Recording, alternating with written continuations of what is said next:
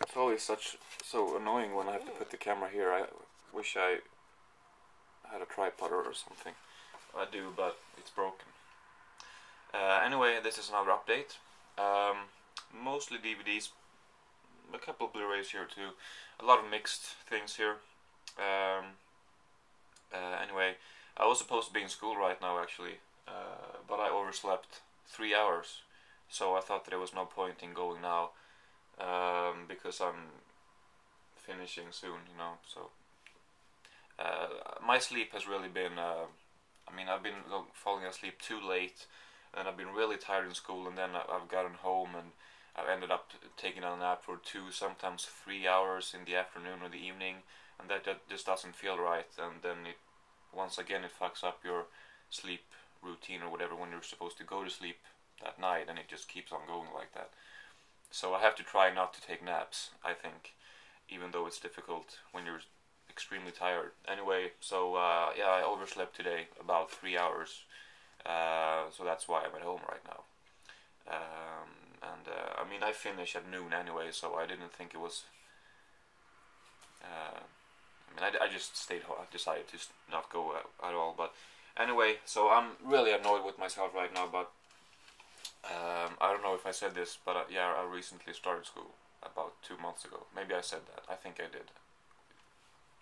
Anyway, I'll just show you the DVDs here, because that's what this video is about. These two, I have actually two seasons of this show. I got the first two. Actually have it right here.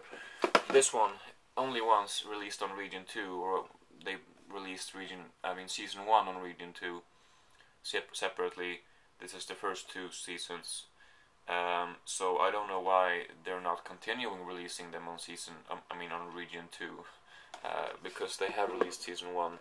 That was like a year ago now. So anyway, after I got that in 2009, it took me a long time before I got more of them. And season 3, I think I might have gotten earlier this year or something. So I've definitely caught up with the show now. Yeah, season 5 and 6. Did I just show that before? Never mind. But yeah, season 5 and 6 of It's Always Sunny in Philadelphia. You have 3 discs in both of them, I think. No, 3 in season 5 and 2 in season 6. So I've caught up with it now. There's season 7 is going to be released this year sometime soon, and season 8 I think will start on TV soon. Maybe it has started already, and I think season 9 is planned as well. So that's really good. A lot of fun this show. These 2 seasons aren't the best. Season 6 in particular was a little weaker, especially I think season 3 and 4. They were really funny. Season 1 and 2 I really can't remember that much of. I can remember episodes, but I can't really remember all in all the quality of the seasons in comparison to the other ones, you know. So I'm not sure. I can't really say that much about them. So It's Always Sunny. I might as well just put them here right now. They look really good together. Then another show. This is a really ugly DVD. I don't know why they went with a cover as ugly as this one. Maybe that's why they're so cheap. I don't know. Third Rock from the Sun, season 1. This one got for about $5 from Barnes and Noble. They had the 50% off sale, so I did unbox this a while back. A fun show, but it's really flawed. I mean, maybe that's obvious. It's not supposed to make perfect sense, everything, you know. But still, some of it is like a little sloppy, maybe. I don't know. And also, I was expecting John Lithgow's character to be better. I'm a little surprised because he's not that funny. I mean, he's not that good. He overacts a lot. And maybe that's just his character. But still, I think that John Lithgow should keep it down a little bit, you know. Anyway, it's funny. I mean, I'm not really planning on getting season 2, but I don't know. will see. Maybe I will eventually. This show was a lot of fun. Three's Company season 1. Same here. I got it for $5 on Barnes & Noble. Only one disc here because it only has 6 episodes. I'll tell you just briefly. There's a Swedish show. Doesn't matter what it's called because you're not gonna understand what the hell I'm saying anyway. Which is based on this show, and I think actually this is based on a British show to begin with. Yeah. Well, it doesn't say it's British, but it says based upon the original series entitled Man About the House. So I guess it does. I mean, I don't know if it's British or not, but that's pretty common that they do that. So I'm guessing it is. But anyway, so that Swedish show, I watched a few episodes of that a while back. I think I found out shortly after I watched them, just only a few episodes, that the show was based on this one. And then maybe I forgot that, and I got this season, watched the first episode, and I was like, wow, this is really familiar. And then I remembered, oh yeah, it's that Swedish show. And then I remembered, oh yeah, it's based on this show, that's why this is familiar. So that kind of put me off a little bit. I mean, it shouldn't have, maybe, because this was made before. And it's not like this is ripping off the other show. And I should mention that other show, the first episode at least, is exactly the same, pretty much. So it felt like I had seen it before. But then I just continued watching because I was thinking that, well, obviously this was made before. So anyway, and also I just saw a few episodes of the Swedish show. So after just a few episodes of this, the episodes will be, new, providing that all the episodes of the Swedish show are exact replicas of this one. But I don't think all of them are, but I'm not sure. Anyway, enough babbling about this. This was a lot of fun, and I'm definitely planning on getting season 2, but I think it's a lot more expensive. So it's a lot longer too, like 3-4 times more episodes. Let's just continue with the shows before we get on to the rest of the stuff. Northern Exposure, season 3. I'm really kind of disappointed with this show, with my feeling towards this show now, I guess you could say, because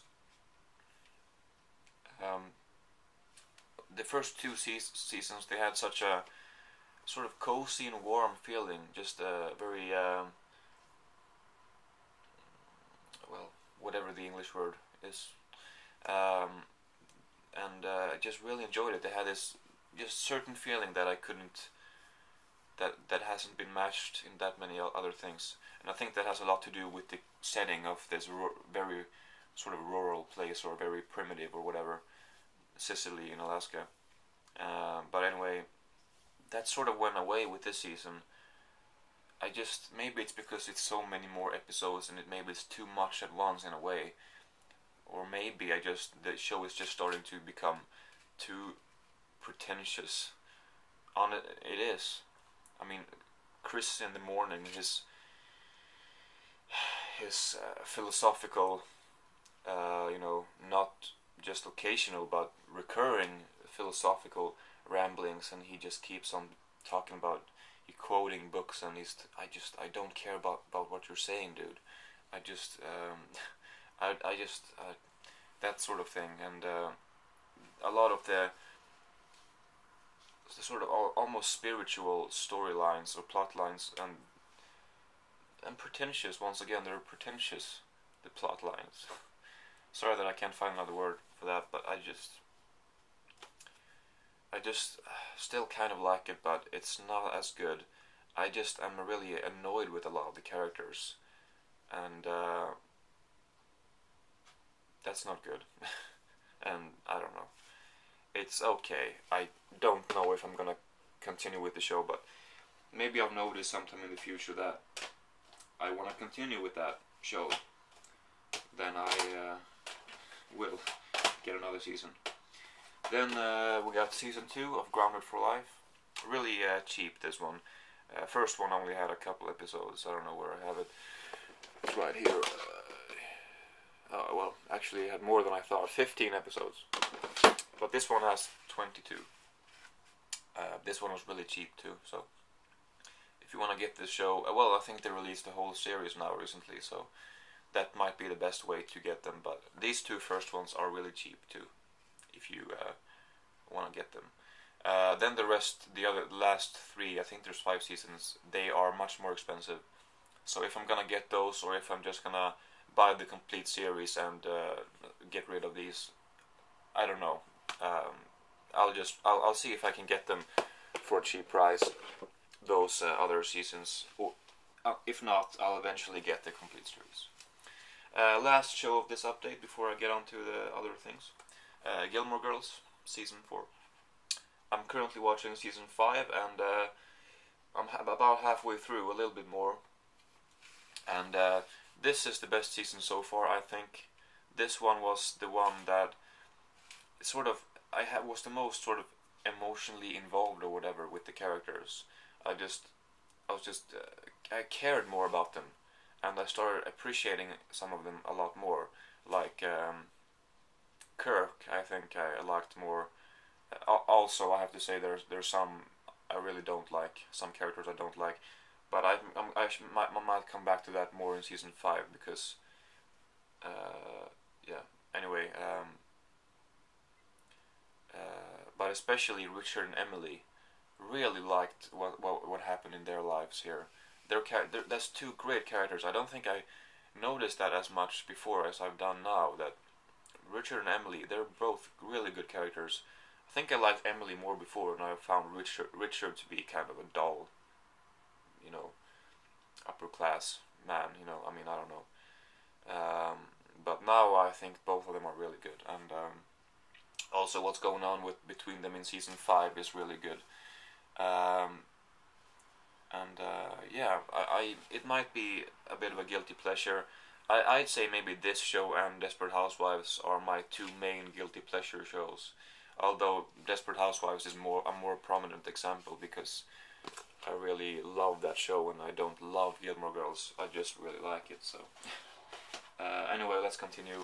After Hours, Martin Scorsese, 19, early movie, 85.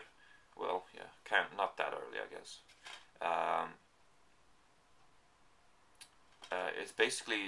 It's a black comedy about what happens to a guy during one night. A lot of misadventures and just a couple of crazy things that happen. It's not too over the top. It's it's absurd at the same time as it's almost kind of believable. Apart from a few things like the ending, for example, that's just completely surreal. But still, apart from that, it's kind of almost believable that something like that could happen.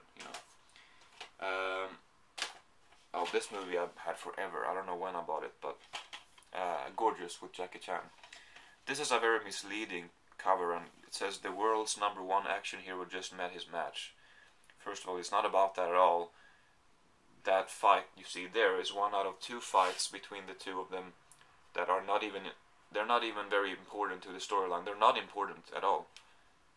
This is a romantic comedy, and it barely has any action in it. Not a lot of martial arts. It's kind of a family-ish Jackie Chan movie. I mean, for the whole family almost, because it's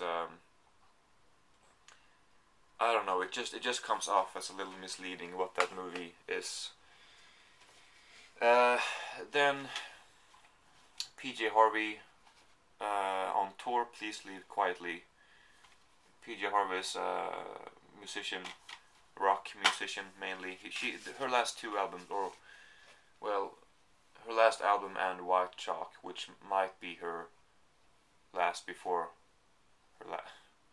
Well, anyway, those 2 albums, they're not rock. But apart from those 2, she makes rock music. And I love her music, but watching this, I sort of just got the feeling that I think I should stick to metal DVDs, metal performances, because I just enjoy that the most. I think this is kind of dull.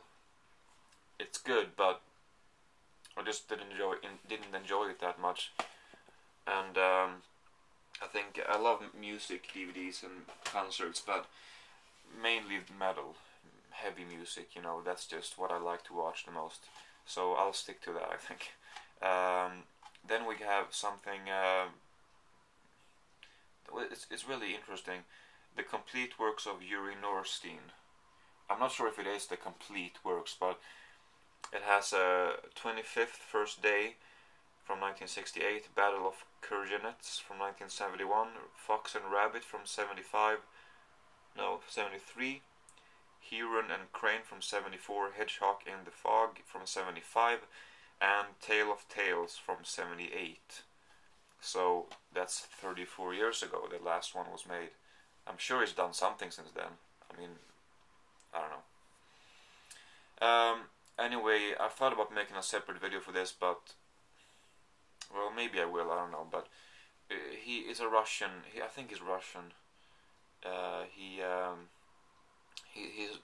It's animation, some cut out animation, or maybe some stop motion. I'm not, maybe not that much, but kind of interesting.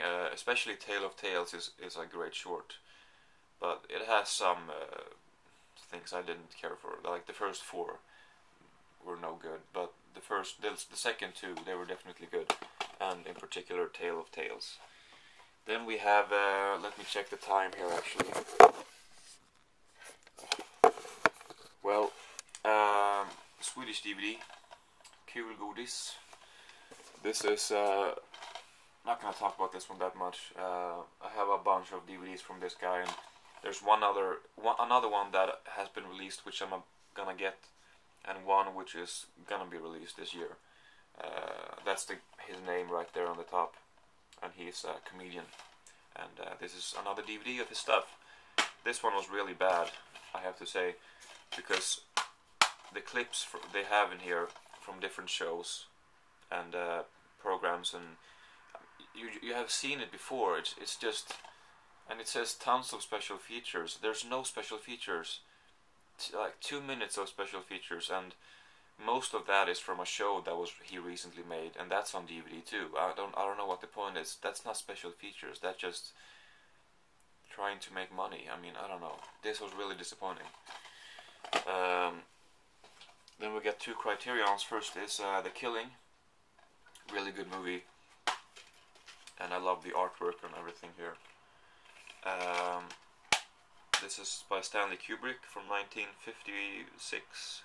It also includes the Killer's Kiss movie from a year before, which I did not watch, but that's cool that it has that whole movie on here.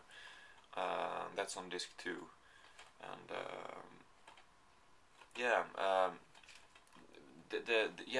a very good movie. I guess I'll just leave it there. Same goes for this one, Throne of Blood, based on a Shakespeare play actually. Didn't know that. Macbeth. This one is another of Kurosawa's samurai movies. Great movie. Something in the ending. I kind of want to mention it, so if you don't want to be spoiled, then don't listen to what I have to say. So in the ending, he goes to this. If it was an oracle, or if it was a prophet, well, this old woman in the woods, which the movie is sort of about, what happens with her, or not with her, but in connection to her, or what, based on what she says, or whatever. And the main character, goes to her a second time, and that doesn't matter. Basically, she says that the forest, unless the forest will start moving or whatever, you will never be defeated. And he's like, well, how can the forest move? That's preposterous. So I will never be defeated. But then the forest starts moving in the end.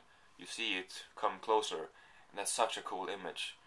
But then you find out, and I was watching it, and I was sort of thinking, well, that's definitely people of the crew just walking in the mist with the trees, or maybe not trees, but branches and stuff. Maybe they made it look like bigger trees or something. you know, and it looked like that's what they had done, but it still looked really cool, and I loved the concept of that.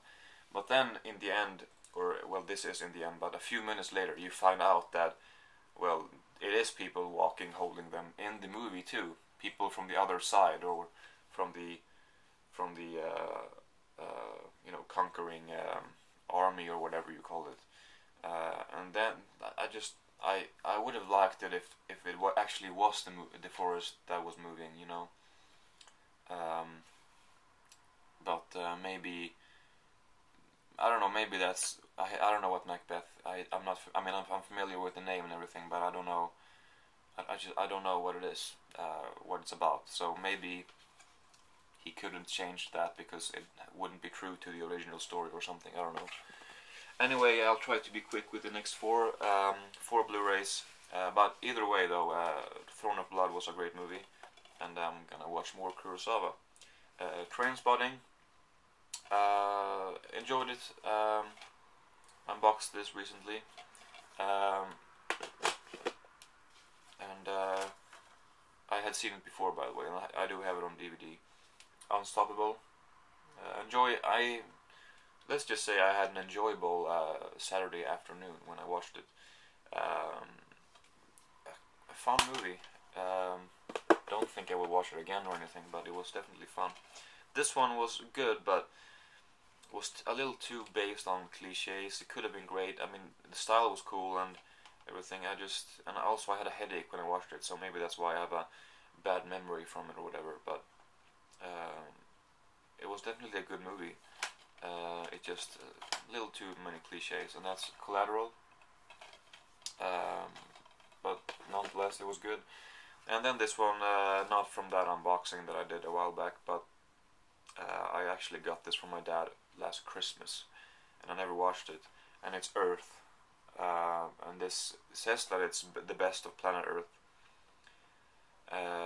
So I guess it is. I don't recognize everything, but I guess it's been a while since I saw Planet Earth. But so allegedly a best of Planet Earth compilation movie, sort of, maybe for people who don't want to watch the whole series, or maybe, well, doesn't matter why, but that's what it is. And it's good. I mean, I don't know what the point is to make a best of. Like, there's no proper reason, or there's no, I mean, it just seems to, maybe they want to make money, or maybe, I don't know. I really don't, but it's definitely good. I mean, the visuals are gorgeous, and you know, but if it's all on planet Earth, then I don't know. But so it's hard to decide if it's worth watching or not. But I'd say it is, but try to watch Planet Earth instead. If you don't want to, well, then watch this. But you should watch Planet Earth. That's all for this time. Long video, but you should know that by now, that I tend to make them long. Anyway, that's all for this time. Yeah, thanks for watching. I have a lot of other stuff I could mention that is arriving soon. So I'll just have to watch them before I'll make a video about them. So anyway, hope you enjoyed it, and thank you for watching.